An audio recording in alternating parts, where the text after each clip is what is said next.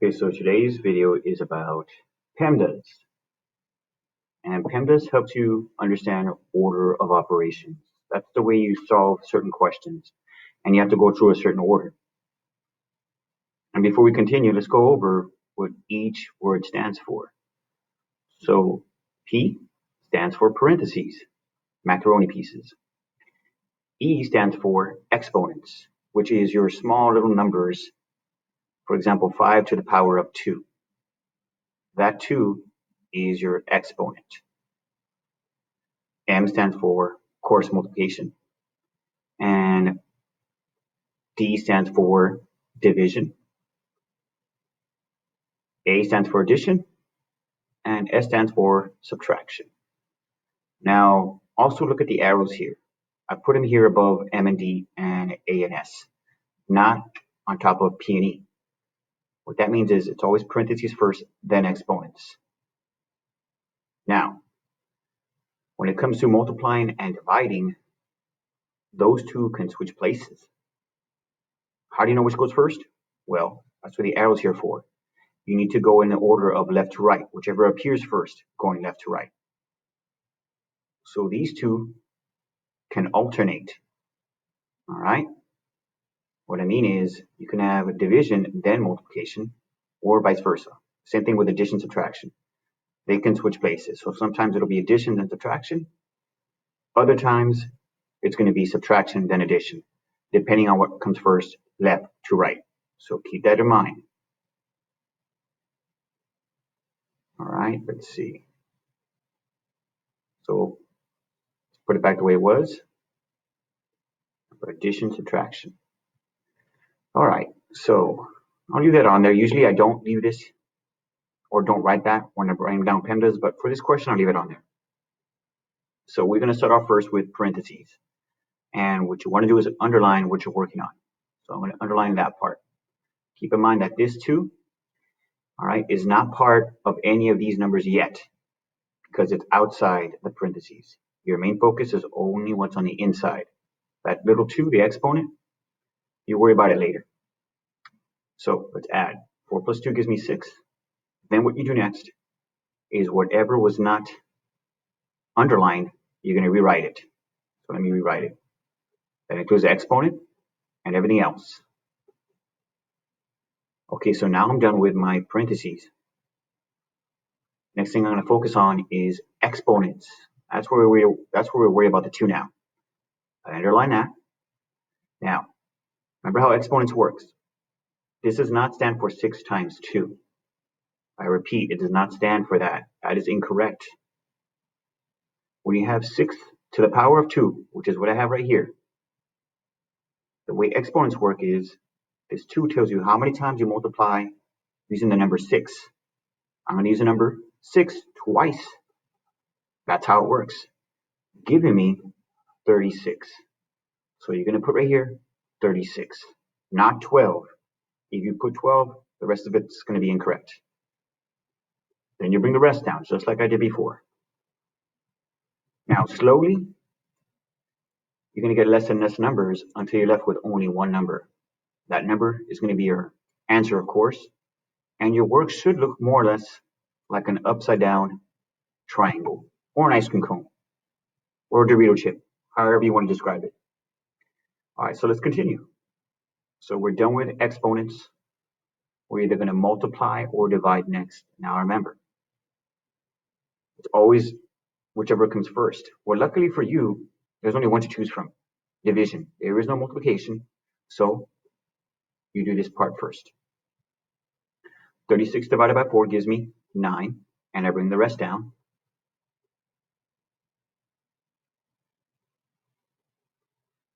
So now I'm done with my division.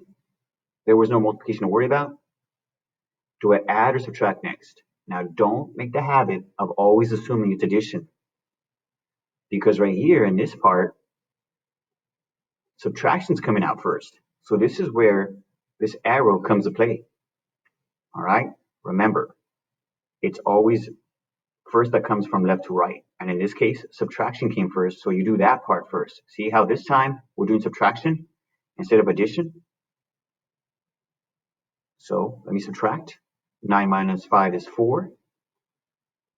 I'm done with my subtraction. Only one thing left to do. Add. 4 plus 8 gives me 12. And there's my answer. And your work, more or less, like I said, should look like an upside down triangle. Let's try another one. Okay, so here's another one. And before we get started, I want you all to focus on this part right here. You have a number, the next two parentheses with nothing in between. And this is how they're going to give it to you in the star, or most tests. What you have to do is keep in mind that when you have a number next to a set of parentheses, what's happening is multiplication. Let me write that a little bit neater. Okay, so this stands right here for multiplication. All right, I wrote that on myself to help you out. But when it comes to test, I'm not going to be there to do that for you. You just need to remember that when you have a number next to a set of parentheses, they're multiplying. But let's focus on parentheses first. Now, if you look right here, you got more than just two numbers. You got three. In the previous question, we didn't have to worry about what we're going to do first. It was only two numbers to worry about. This one, though, we're subtracting and we're also multiplying. So what do we do first? Again, even within parentheses, you must also follow the order that multiplying and dividing always comes first before addition, subtraction. So you do this first. So I'm going to underline that and put 6 because 3 times 2 gives me 6.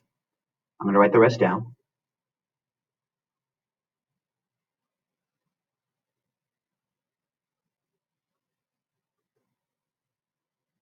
So don't scratch off parentheses yet. The reason being is because you still have two numbers in your parentheses. You only get rid of the P for parentheses when you have no numbers left or one number left. So let's take care of that. Then I do that. I continue with parentheses until I only have one number left. 10 minus 6 is 4. And of course, you bring the rest down that was not underlined.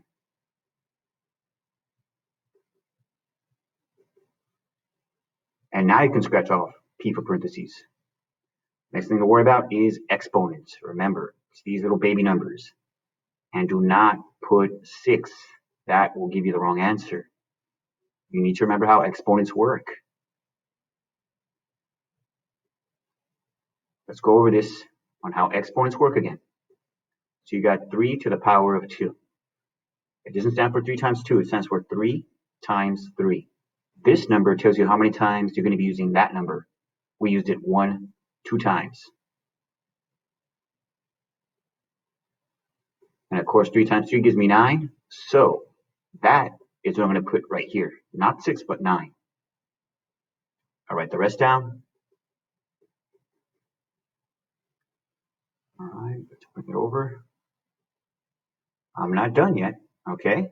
So I can scratch off exponents now. So I'm good with that. And here's where it gets kind of tricky. I got dividing, multiplying, and dividing again. So what do I do first? Again, whichever comes first, left to right. So I'm going to be dividing first. This one or this one. This one, of course, because it comes out first. So what is 20 divided by 4? That gives me 5. And then I bring the rest down. Oops, let's make that a little bit neater.